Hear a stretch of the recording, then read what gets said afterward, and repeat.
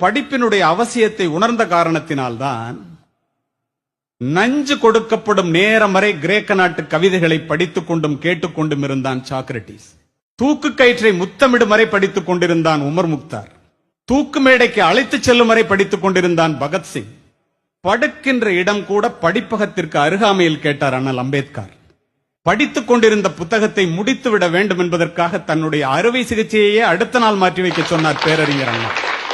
பயணங்களின் போது எல்லாம் படிப்பதையே தன்னுடைய வழக்கமாக கொண்டிருந்தார் பாரதத்தினுடைய முதல் பிரதமர் ஜவஹர்லால் நேரு. படித்துக் கொண்டிருந்த புத்தகத்தை முடிக்காமல் தூக்கத்தையே மறந்தவர் முன்னாள் ஜனாதிபதி ராதாகிருஷ்ணன் அவர்கள். படிப்பால் மட்டுமே பாரதத்தை பாராள வைக்க முடியும் என்று படித்து படித்து சொன்ன மகா மனிதர் திரு APJ அப்துல் கலாம். 35 ஆண்டுகள் நூலகத்திலே மூழ்கி மூலதனம் என்னும் வேதாந்தத்தை கண்டுபிடித்தான். இன்று வரை கம்யூனிஸ்டுகளுடைய பைபிளாக போற்றப்படுகிறது கார்ல் மார்க்ஸ். இதையெல்லாம் நான் எதற்காக சொல்லுகின்றேன் என்றால், படிப்பு ஒரு மனிதனை எந்த அளவிற்கு உயர்த்தும் என்பதை ஆசிரியர்கள் உணர வேண்டும்.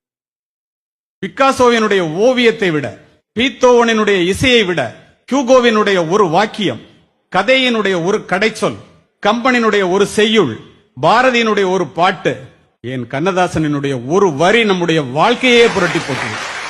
அதற்காக படிக்கிறது. இரவு முழுவதும் தொழுகையில் ஈடுபடுவதை விட 1 மணி நேரம் கற்பித்தல் மேலானது என்கிறார் நபிகள் நாயகம். கற்றுக்கொள்வது மனித பண்பு, கற்றுக் கொடுப்பது மனித மாண்பு. கற்க துவங்குபவன் மாணவன், கற்றுக்கொண்டே இருப்பவன் ஆசிரியன். கற்றுக் கொடுப்பதனால் தான் ஆசிரியரை கற்றுக் கொடுப்பவர் என்று சொல்லுகின்றோம். நமக்கு அதிகமான ரோஜா மலர்கள் வேண்டும் என்றால் அதிகமான செடிகளை நட வேண்டும் என்பது இயற்கை.